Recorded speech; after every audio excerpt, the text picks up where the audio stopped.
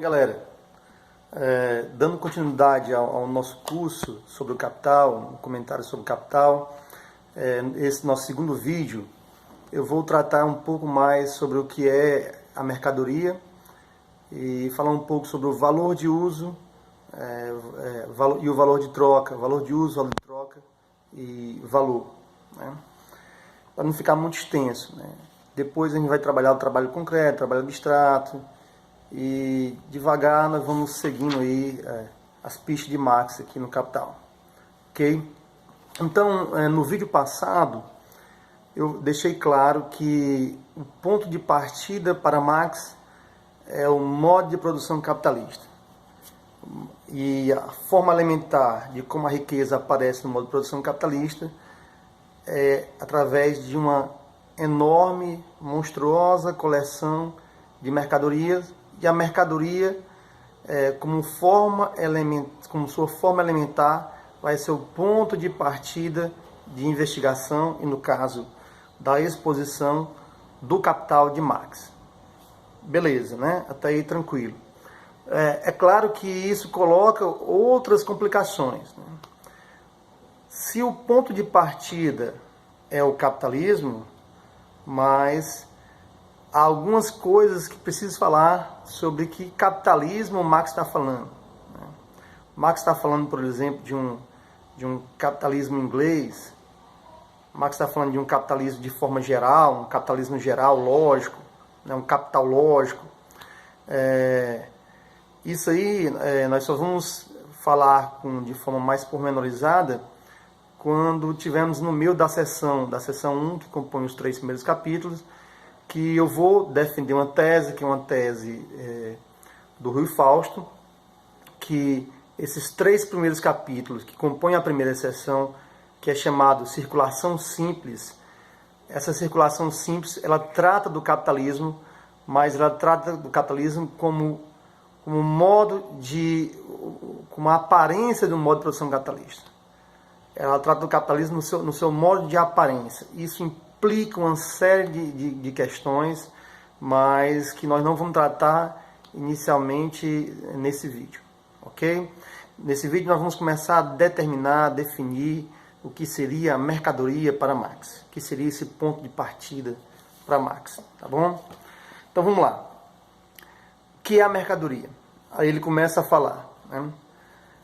A mercadoria é, antes de tudo, um objeto externo, uma coisa que, por meio de suas propriedades, satisfaz necessidades humanas, de um tipo qualquer. A natureza dessas necessidades, se, por exemplo, elas provêm do estômago ou da imaginação, não altera em nada a questão. Então, o Marx ele começa a definir mercadoria. E é importante deixar claro uma coisa aqui. Alguns autores marxistas chegam a dizer que o Marx não trabalha com definição, ele trabalha com um sistema de determinação. Na verdade, no meu ponto de vista, isso é um falso problema, uma falsa posição. Não existe conhecimento, não existe ciência sem definição. O conceito de definição surge com Aristóteles. Aristóteles diz que você define uma coisa através de 2 elementos. Você define através do gênero próximo e a diferença específica. Gênero aqui é no sentido de filosófico, não biológico. Então vamos ver. Como é que Aristóteles diz assim? O que é o ser humano? Como é que eu defino o que é o ser humano? Gênero próximo. Ele é um animal. Diferença específica. Ele é racional. Então, o que é um ser humano? É um animal racional. Independentemente se essa definição do ser humano está correta ou não, isso não vem ao caso. É importante perceber que para conhecer as coisas é preciso defini-las. Não há uma oposição entre definição e sistema de determinação. Qual é a questão? A questão é que as definições no Capital, em parte, são provisórias, porque as definições, o Marx trabalha com definições que não são fixas. Algumas definições elas vão ganhando conotações diferentes. A mais clássica é, por exemplo, valor. Valor no livro 1 é uma coisa que no livro 3 ela vai ganhar uma outra conotação. Mas algumas definições são gerais e permanecem até o final, como trabalho no sentido mais amplo, mais geral, universal, como intercâmbio orgânico do homem para a natureza para produzir valores de uso, necessidades, meios de produção e meios de subsistência. Essa definição mais, digamos assim, antropológica, geral, transhistórica de trabalho, ela permanece até o final. Obviamente que ela vai se relacionar com a definição histórica de trabalho abstrato no capítulo 14. Mas no capítulo 5 ele faz uma definição bem mais antropológica sobre trabalho. Então, assim, Marx define, mas as definições não são fixas. Algumas definições vão se alterando, né, vão ganhando conotações diferentes no decorrer do processo de investigação do Capital. Porque a realidade é assim, a realidade está em constante movimento, né? Então Marx tenta apreender esse movimento do real. Então a mercadoria, ela é, antes de tudo, um objeto externo, né, que atende necessidade do estômago, seja necessidade física, ou a necessidade da imaginação, do espírito. Então posso ter, por exemplo, desde uma cadeira que atenda a necessidade de sentar, ou um cigarro, uma bebida que atenda a necessidade subjetiva, digamos assim, de recreação. Então, e tudo isso pode ser, né, mercadoria, né? Aí ele começa a dizer o que seria uma coisa útil. Toda coisa útil, como ferro, papel, deve ser considerada sob um duplo aspecto, um duplo ponto de vista. O da qualidade e o da quantidade. Isso é importantíssimo, porque eu já vi manuais e já vi professores trabalharem de um sentido, é claro, com um objetivo didático, um objetivo nobre, um objetivo bom, de tentar dar acesso ao conhecimento da teoria de Marx, que é complexa, mas de uma certa forma também prejudicando. Dizer o seguinte, já vi professores trabalhando nesse sentido. Valor de uso é a qualidade, valor de troca é a quantidade. Não existe isso na dialética de Marx, né? Qualidade e quantidade estão juntos, né? São categorias correlacionais. Qualquer coisa que existe no mundo, ela existe de uma certa quantidade e de uma certa qualidade. Ela existe em uma certa proporção quantitativa, enquanto um quantum, e ela existe em uma determinada qualidade, que o diferencia de outras coisas, né? Então, assim, não há, grosso modo, uma separação radical, né, entre quantidade e qualidade. São coisas diferentes, mas que têm que ser entendidas na perspectiva relacional, ou numa perspectiva de uma correlação entre essas duas coisas. Então, uma mercadoria, ela tem que sempre ser entendida no ponto de vista da qualidade, como de um ponto de vista da quantidade.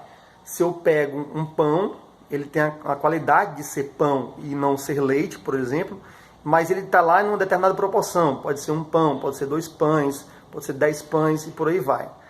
Então essa dupla determinação está constante nas mercadorias. Sempre há uma proporção quantitativa e uma determinada qualitativa na mercadoria, ok? Então, mas o que é uma utilidade da coisa? O que torna a coisa útil? O Marx vai dizendo, a utilidade de uma coisa faz dela um valor de uso, mas essa utilidade ela não flutua no ar, condicionada pelas propriedades do corpo da mercadoria, ela não existe sem esse corpo. Por isso, o próprio corpo mercadoria, Warenkörper, né, como ferro, trigo, diamante, etc., é um valor de uso ou um bem.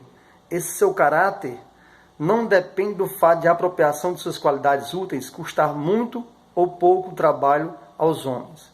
Na consideração do valor de uso, será sempre pressuposta a sua determinada quantitativa, como a dúzia de relógio, tonelada de ferro e etc.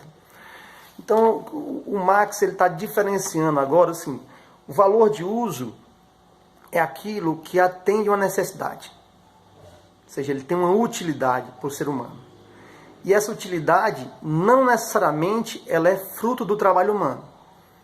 Por exemplo, o ar, ele tem valor de uso, mas ele não é fruto do trabalho. Então, o valor de uso não precisa ser fruto do trabalho, não precisa ser fruto da transformação da natureza realizada pelo trabalho humano. Então, Marx deixa claro isso aqui. Né? E ele continua. Né? Os valores de uso das mercadorias fornecem o material, né, para uma disciplina específica, a merceologia. O valor de uso se efetiva apenas no uso ou no consumo. Os valores de uso formam o conteúdo material da riqueza. Qualquer que seja a forma social desta, na forma de sociedade que iremos analisar, elas constituem, ao mesmo tempo, os suportes materiais do valor de troca. Isso aqui é importante e eu vou terminar esse vídeo nessas considerações aqui, porque o objetivo é fazer vídeos curtos, inclusive nesse momento de pandemia, para a galera realmente não se dispersar e tal, né? Então o que o Marx está dizendo é o seguinte, olha só, isso é muito importante. O valor de uso é o conteúdo material da riqueza em qualquer sociedade, independente de qualquer forma social. O que ele está querendo dizer é que o valor de uso enquanto conteúdo material da riqueza, ele é uma categoria transhistórica. Qualquer que seja a riqueza, então seja no modo de produção feudal, seja no modo de produção asiático, seja no modo de produção escravista grego antigo, né? O conteúdo material dessa riqueza é um valor de uso. A riqueza, de qualquer forma que ela aparecer, ela tem como conteúdo material, no sentido material aí, no sentido natural, ou seja, de propriedades físicas naturais, oriundas da natureza.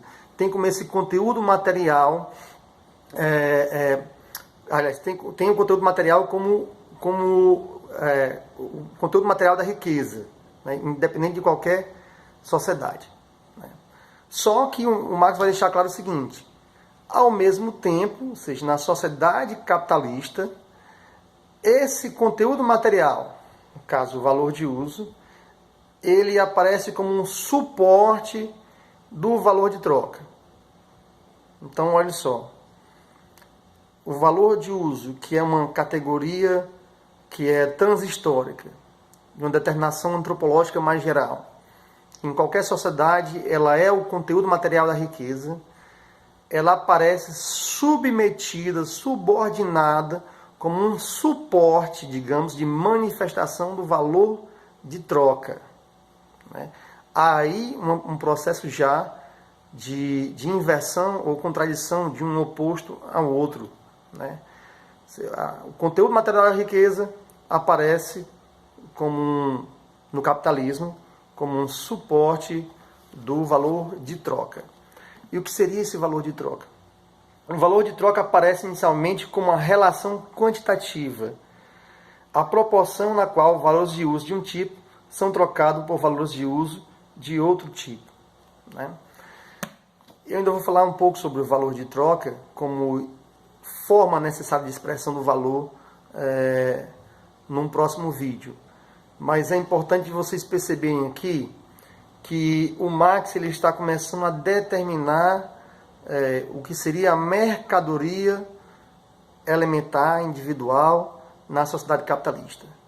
Então a mercadoria ela tem um valor de uso, ela tem um valor, ela tem uma substância do valor, ela tem uma grandeza de valor. Tudo isso aí nós vamos analisar no próximo vídeo. Ok? Valeu, galera. Obrigado.